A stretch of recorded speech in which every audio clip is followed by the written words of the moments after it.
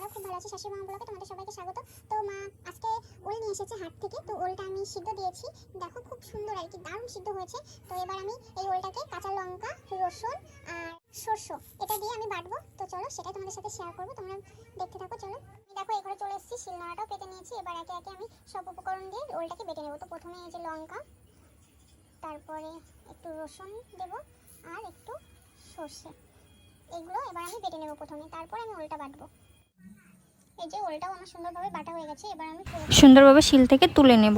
তো এই যে দেখো তোলা হয়ে গেছে, এবার শিলের থেকে তোলাই ভালো সুন্দরভাবে মাখিয়ে নিয়েছি মিক্স করে। এবার একটু দিয়ে দিলাম সর্ষের তেল আর দিয়ে দেবো স্বাদ মতো লবণ।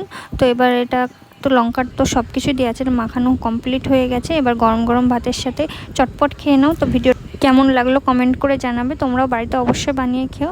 তো আজকের ব্লগটা এই পর্যন্ত, নেক্সট ব্লগে দেখা হচ্ছে। তো টাটা।